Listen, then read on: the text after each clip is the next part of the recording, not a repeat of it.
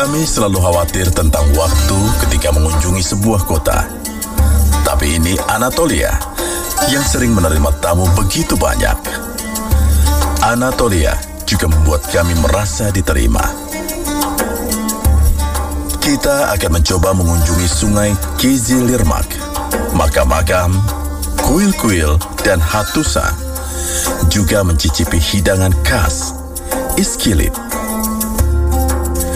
Negeri yang penuh dengan sejarah, Çorum.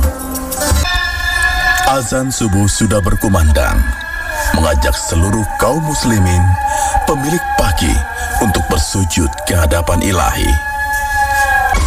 Berikut sekelumit informasi mengenai Masjid Agung Çorum yang menyambut kami di pagi hari.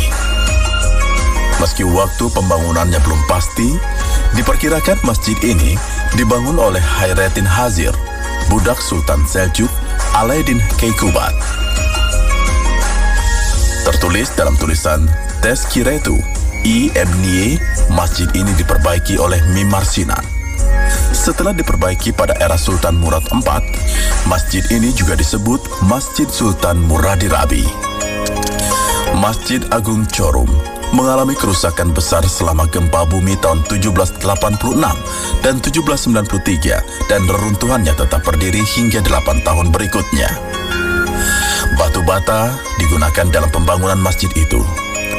Ada juga batu yang tersisa dari periode Romawi. Setelah 2 tiang pintu masuk, terdapat ruang komunal berkubah 5. Bagian yang tersisa memiliki atap kayu. Ada 2 menara di setiap sisi ruang komunal. Mihrab masjid dilapisi batu. Diketahui dari tulisan di mimbar kayu, masjid itu dibangun pada tahun 1306. Benteng adalah penjaga utama kota. Benteng Çorum berdiri di sini dengan segala kemegahannya. Meski tidak diketahui secara pasti kapan dibangunnya, Evliya Çelebi yang datang ke Çorum pada abad ke-15 menceritakan bahwa benteng yang terletak ke arah kiblat itu dibangun oleh Sultan Kiliç Arslan. Ketika kami memeriksa bangunannya, hal pertama yang menarik perhatian kami adalah menara di sudut dinding dan di atas pintu. Dindingnya terbuat dari batu yang dipahat halus dan kasar. Selain itu, fragmen dari periode Romawi juga digunakan. Bangunannya mencerminkan fitur arsitektur dinasti Seljuk, dan pada periode Utsmaniyah, sebuah masjid kecil ditambahkan di dalamnya. Menara pengawas yang terintegrasi di Çorum menarik perhatian kami. Ternyata jam di alun-alun ini menekankan pentingnya waktu. Ternyata jam tersebut merupakan hadiah dari Panglima Garda Utama Sultan Abdul Hamid II, Hasan Pasha, kepada warga Çorum. Bangunan berupa menara persegi 8 yang terbuat dari batu pasir kuning dibangun pada tahun 1894. 4 lempeng jam mengarah ke 4 arah yang berbeda. Untuk memahami sejarah sebuah kota, kita harus mundur sedikit ke masa lalu. Mari kita lihat karya-karya yang ditinggalkan oleh peradaban yang menguasai negeri-negeri ini. Museum 4 lantai di pusat Çorum menampilkan artefak arkeologi. Sebagian besar dari museum ini adalah dari periode Het dan temuan di Sapinova. Aula etnografi berada terpisah dari taman dengan pintu masuk di sebelah kanan gedung museum. Di tamannya, batu nisan, tonggak, kolom, dan tempat perbekalan berukuran besar dipajang. Di tanah Çorum, 4 budaya yang berbeda bercampur. Kami sangat senang dengan apa yang akan kami lihat di Alaçahoyuk, Hattusa, dan Sapinova. Itu karena kami akan melihat sejak zaman kuno yang akan menjadi bagian dari kota ini. Sebagai salah satu kota terpenting pada periode Prahet, Alaçahoyuk terletak 45 km selatan dari Çorum. Temuan terpenting adalah karya-karya yang ditemukan di makam Raja-Raja Prahet yang berasal dari 2500 sebelum Masehi. Di antaranya adalah gambar binatang dan cakra matahari. Bangunan yang masih berdiri ini milik periode Het. Ada pintu dalam dan pintu luar menuju tembok kota. Pintu masuk di sebelah selatan dilindungi oleh 2 sping besar dan terletak di antara 2 menara. Dengan daya tampung air 15.000 meter kubik, bendungan ini masih digunakan untuk irigasi oleh desa Ala Cahayuk. Kami sekarang berada di Bogaskale yang menawarkan budaya dari 5.000 tahun yang lalu. Orang Het mendirikan negara terorganisir pertama mereka, Hattusa. Hattusa adalah salah satu dari 9 keunggulan di negara kami yang telah dimasukkan dalam daftar warisan budaya dunia oleh UNESCO dan terletak di Anatolia. Perjanjian Kades antara orang Het dan Mesir memiliki sejarah yang cukup dalam untuk menampung tabut perjanjian tertulis. Struktur terbesar Hattusa adalah kuil batu Yazilikaya yang terletak di luar kota dan tersembunyi di antara bebatuan. Meskipun Frigia, Media, Galatia, Romawi, dan Bizantium mendominasi wilayah ini, jejak orang Het masih ditemukan di sini. Salah satu pusat administrasi penting negara Het, Sapienova, yang juga dikenal sebagai Otarkoi, terletak 53 km sebelah tenggara Çorum. Arsip dengan tulisan kuno Het memiliki peran penting dalam penggalian Otarkoi Sapienova. Kami melihat nama Elvan Celebi di bagian lain Çorum yang menyambut kami dengan sejarahnya yang dalam. Siapakah dia? Dari mana asalnya? Aku yakin kami akan menemukan jawabannya atas pertanyaan-pertanyaan ini. Jadi mari kita pergi menuju ke arah Mechitoju. Elvan Celebi adalah anggota keluarga Sufi yang lolos dari invasi Mongolia pada paruh pertama abad ke-13. Ia adalah seorang anggota keluarga Sufi yang telah tiba di Anatolia Tengah dan dikenal dengan kebijaksanaan dan ilmunya, serta mendidik seorang sejarawan terkenal bernama Asik Pasazade. Kami mengetahui bahwa kakeknya, Muhlis Pasha, datang untuk menetap di sini bersama murid-muridnya yang sibuk membangun rumah dan bekerja di pertanian. Dia meninggal dan dimakamkan di sini.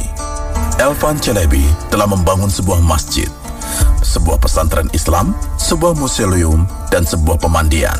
Pesantren ini kemudian diubah menjadi masjid dan sebuah museum dibangun pada tahun 1352. Hal pertama yang terlintas dalam pikiran ketika kami memikirkan Çorum tentu saja adalah kacang panggang. Ukuran kacang yang ditanam di sini, yang kemudian dibuat menjadi leblebi, memiliki reputasi yang bagus. Membuatnya cukup merepotkan. 3 proses pemanggangan terpisah dan didiamkan selama 20 hari sudah cukup untuk menggambarkan kerumitannya. Orang-orang Çorum menyebutnya single roast leblebi. Menambahkan bumbu, garam atau cengkeh dilakukan pada tahap pemanggangan akhir.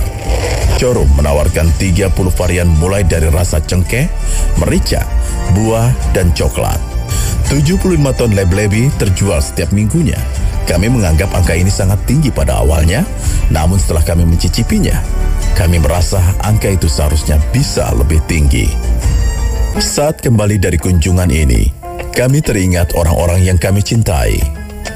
Kami ingin membawakan mereka sesuatu, jadi kami mencari hadiah di pasar-pasar tua dan di jalan-jalan.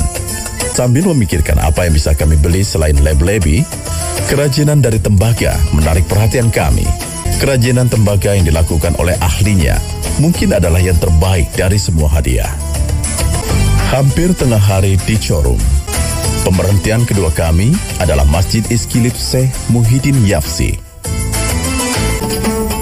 Setelah sholat, mari kita mengenal lebih jauh tentang Syekh Muhyiddin. Syekh Muhyiddin adalah keponakan dan menantu ulama terkenal Ali Kuşçu. Salah satu putranya, Ebu Sud Efendi, termasuk di antara para Syekh Utsmaniyah.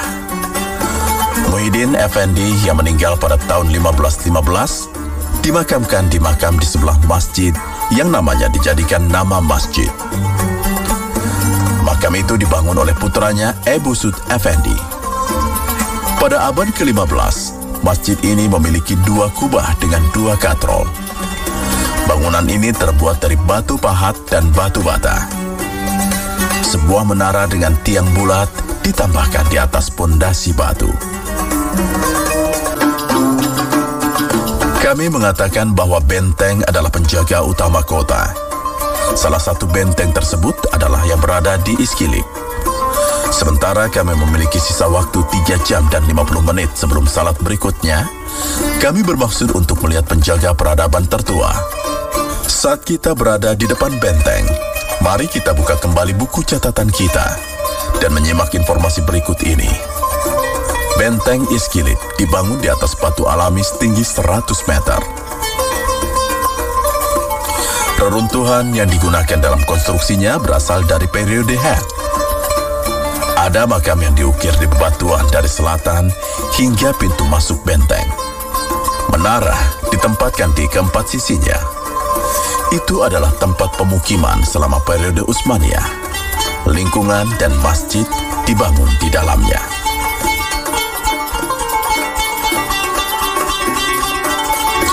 Kami tidak menyadari betapa lelahnya kami karena terlalu bersemangat untuk menemukan tempat-tempat baru di setiap kota. Menghirup udara kota di atas bukit yang tinggi, meminum air dingin sudah cukup untuk membantu kami beristirahat. Kami membayangkan Bukit Yiflik pada paruh pertama abad ke-14, kerajaan Eratna dominan di Sivas, Tokat, Amasya, dan Çorum. Menjelang akhir abad, penguasa kerajaan Burhaneddin Ahmed mengambil alih kekuasaan. Dan pada tahun 1381, atas namanya sendiri, mendirikan negara Kadi Burhaneddin.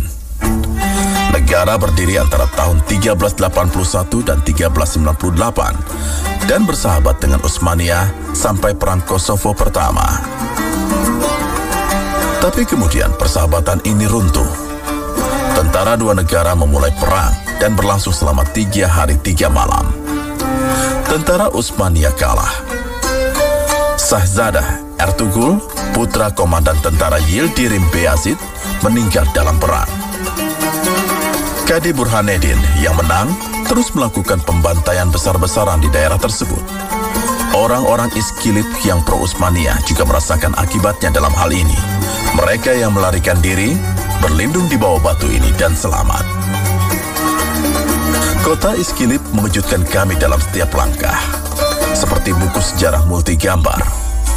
Makam batu adalah salah satu gambarnya. Mari kita jabarkan sejarah pinggiran benteng yang dibangun di atas batu alami. Makam-makam itu berasal dari periode Romawi. Makam batu di Tenggara memiliki pintu masuk persegi panjang dengan 2 tiang serta ruang pemakaman berbentuk persegi. Adalah salah satu sumber keindahan di sini. Masjid dibuka setiap jam sepanjang hari. Mari kita simak informasi mengenai masjid yang kami kunjungi ini.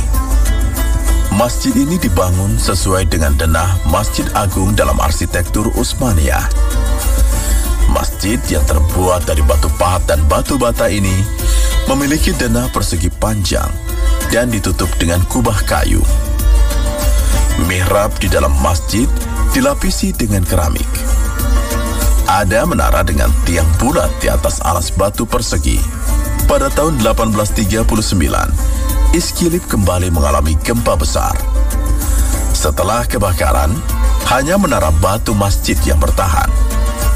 Masjid yang terbakar terletak di tempat wudhu saat ini. Dengan kontribusi masyarakat dan negara, masjid yang berdiri saat ini yang dibangun pada tahun 1841 sedikit lebih rendah dari yang lama. Sementara menara biasanya berada di selatan, tapi yang sekarang berada di utara.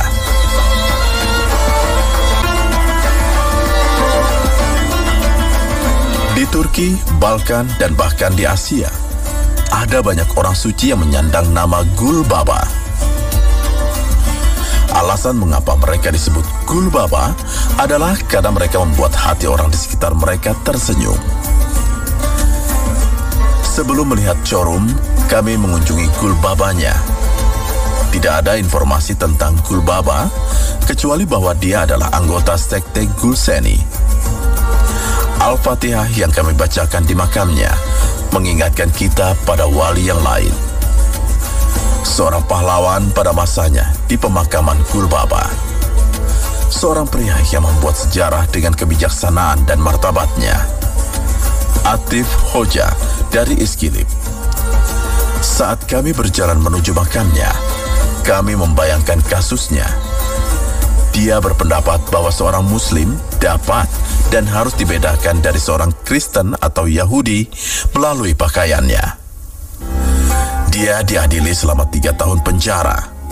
Pengadilan memberikan pembelaannya pada hari berikutnya. Atif Hoja tidak mengajukan pembelaan di pengadilan dan dieksekusi di Ankara, Ulu Chandler. Ia pertama kali dimakamkan di pemakaman Tunawisma Mamak. Kemudian dia dipindahkan ke pemakaman lain. Atif Hoja yang makamnya sempat hilang ditemukan dan dipindahkan ke sini 8 tahun kemudian. Hidangan lokal Chorum adalah Iskilip Dolma. Karena ini adalah hidangan yang sulit dibuat, hidangan itu jarang dibuat di rumah, tetapi ini adalah hidangan yang bisa kita makan di pertemuan massal. Musafir terkenal kami, Evlia Celebi, menggambarkan hidangan ini sebagai hidangan istana. Setelah dimasak dalam kuali besar selama setidaknya 8 jam di atas api kayu, hidangan itu disajikan di atas nasi.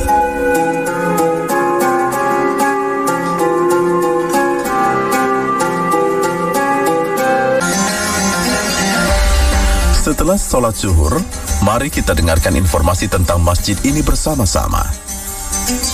Masjid Imaret dibangun oleh Wazir Sultan Bayezid II, Koca Mehmet Pasha, antara tahun 1430 dan 1431. Pada prasasti 2 baris yang tertulis di pintu masuk, dinyatakan bahwa Koca Mehmet Pasha membangun masjid ini sebagai dapur umum. Masjid itu dibuat dengan denah T terbalik dalam arsitektur Utsmaniyah awal. Setelah marmer, pintu masuk stalaktit merupakan ruang dengan 2 kutbah.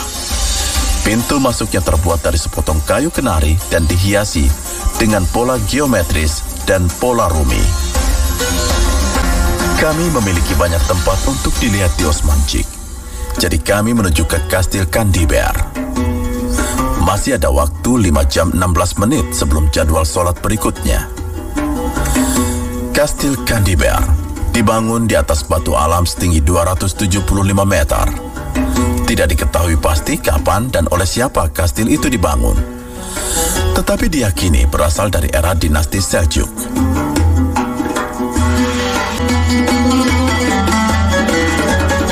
Musafir ternama Evlia Celebi mengatakan bahwa para darwis Kayun Baba berakhlak mulia, beriman kepada Allah, dan mengerjakan sholat. Tapi siapa Kayun Baba? Mari kita kunjungi makamnya di mana sebuah masjid ditambahkan dalam beberapa tahun terakhir. Kayun Baba dikatakan sebagai keturunan Khalifah Ali. Dia mengunjungi Ka'bah, pergi ke banyak tempat, dan kemudian datang ke Anatolia. Dia berkeliling Anatolia untuk sementara waktu dan akhirnya memutuskan untuk menetap di sini. Koyun Baba menggembalakan dombanya di tempat yang disebut Ada Tepe. Suatu hari, seekor domba melarikan diri dari kawanannya dan dari Koyun Baba. Akhirnya mereka berdua lelah. "Kau membuatku lelah, hewan yang diberkati. Kau membuatku jauh dari kesabaran Ayub," katanya, dan mencium mata domba. Kejadian ini menyebabkan Said Ali disebut sebagai Koyun Baba. Kemasyhuran Koyun Baba sampai di telinga Sultan Mehmet sang penakluk. Dia pergi ke Osmancik dan mengunjunginya dalam perjalanannya. Selama kunjungan panjang ini, Koyun Baba menggambarkan Sultan Mehmet sebagai hamba Allah dan mengumumkan bahwa dia akan memenangkan perang dengan Uzun Hasan. Setelah pidato ini, Sultan Mehmet sang penakluk berjanji untuk mendedikasikan desa-desa di sekitarnya untuknya dan membangunkannya sebuah pondok besar. Tapi Kayun Baba tidak menerima pemberian Sultan dan memintanya untuk membangun jembatan di atas Kizilirmax di dekatnya. Sultan Mehmet sang penakluk tidak hidup cukup lama untuk memenuhi janjinya, sehingga pekerjaan diserahkan kepada Sultan Bayezid II yang melihat Koyun Baba dalam mimpinya.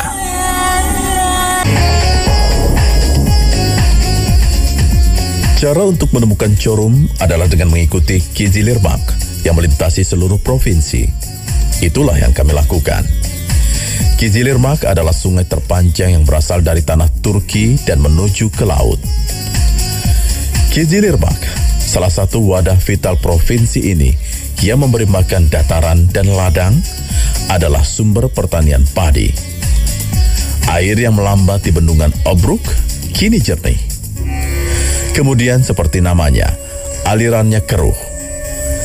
Kizilirmak yang melanjutkan perjalanannya berkelok-kelok di bawah jembatan Koyun Baba di Osmancik dan menyeberang ke barat. Dari titik ini, ia bergerak dari stepa Anatolia Tengah ke Laut Hitam di antara lembah-lembah yang diwarnai oleh hutan. Chorum dengan bimbingan Kizilirmak, kami tertarik dengan sawah. Alasan mengapa wilayah yang membentang dari kiri Kale hingga dataran Baftas Samsun disebut sebagai lumbung beras Turki adalah karena meluapnya Kizilirmak. Masjid Hidirlik dibangun atas permintaan Hasan Pasha pada masa pemerintahan Sultan Abdul Hamid II oleh putra Hidir, Haretin, pada tahun 1889. Tidak diketahui kapan dan oleh siapa masjid itu dibangun sebelum itu. Bangunan pertama hancur karena gempa bumi. Masjid ini terbuat dari puing-puing batu dan bata di tengah halaman yang luas. Kubah persegi ditutupi dengan atap luar. Di depan pintu masuk menuju arah utara, ada 4 bagian ruang komunal yang ditutupi oleh atap tertutup.